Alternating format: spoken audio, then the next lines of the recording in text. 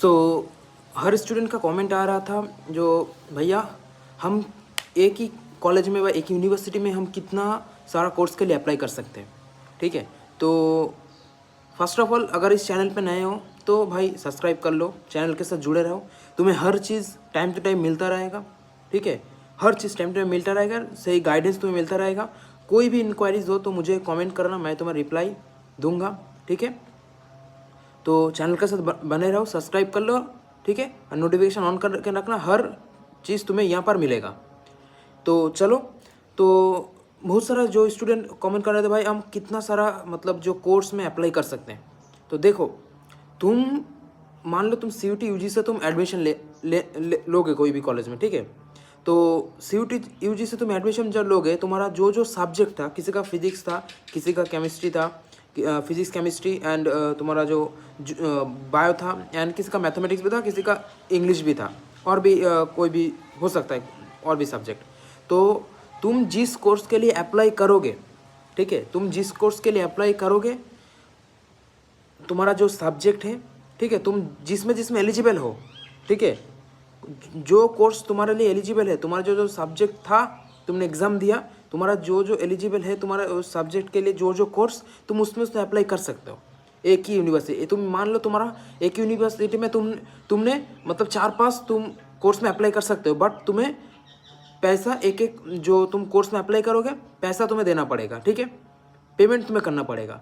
तो तुम हर मतलब जितना मान लो तुम्हें 4-5 यूनिवर्सिटी तुमने सिलेक्ट किया है, अब तुम्हें जो तुम्हें 4-5 यूनिवर्सिटी सिलेक्ट करने के बाद तुम कोई भी कोर्स मतलब एक एक यूनिवर्सिटी में 2-3 कोर्स में तुम अप्लाई करोगे। ठीक है, अब तुम्हें 2-3 कोर्स में अप्लाई करोगे, तुम्हें वहाँ पर अलग अलग से पेमेंट करना पड़ेगा। ठीक है, अलग अलग से पेमेंट करना पड़ेगा, और तुम्हारा जो जो सब्जेक्ट था और जो जो कोर्स जो जो यूनिवर्सिटी में, ठीक है, जो जो कोर्स के लिए जो सब्जेक्ट तुम्हें चाहिए, ठीक है, तुम्हारे पास है तो तुम कर सकते हो। समझ रहे हो मेरी बात, तुम कर सकते हो, तो वो टेंशन लेना नहीं है। अब तुम देखो, तुम्हारा जो देखो, मैं ये नहीं बताऊंगा तो फालतू में तुम कितना क्यों पैसा मतलब दोगे उतना पैसा। ठीक है, वो रिफंडेबल नहीं होता है। तो तुम्हारा तुम देखो तुम्हारा इंटरेस्ट कौन सी सब्जेक्ट में है, कौन सा पार्ट में तुम्हारा इंटरेस्ट है। ठीक है, तो उस फील्ड में जाओ, उस फील्ड में तुम अप्लाई करो। ठीक है, और ज़्यादा अप्लाई करोगे तो पैसा लगेगा, और उतना पैसा देखो रिफंडेबल नहीं है तुम्हें। और तुम्हें मान लो तुम्हें किसी ने एक कॉलेज में B.Pharma के लिए अप्लाई किया, ठीक है, किसी ने MSc के लिए अप्लाई किया, ठीक है, किसी ने और भी कोर्स के लिए अप्लाई, LLB में अप्लाई किया, जो हो सकता है कुछ भी। तो तुम हर एक कोर्स के लिए तुम्हें पैसा देना पड़ेगा। ठीक है, हर एक कोर्स के लिए तुम्हें पैसा देना पड़ेगा, तो तुम क्यों करोगे? तुम्हें जो इंटरेस्ट है तुम वही करो। ठीक है, तुम देखो उसके बारे में एनालिसिस करो क्या है, तुम्हें जो इंटरेस्ट है, मतलब तुम्हें कोई किसी का होगा B.Pharma में करने के लिए, तो तुम B.Pharma में करो।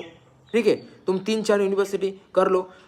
ठीक है, तो हो सकता है तुम कर सकते हो बहुत सारा, तुम यूनिवर्सिटी में तुम बहुत सारा प्रोग्राम के लिए अप्लाई हो सकते हो अगर तुम एलिजिबल हो।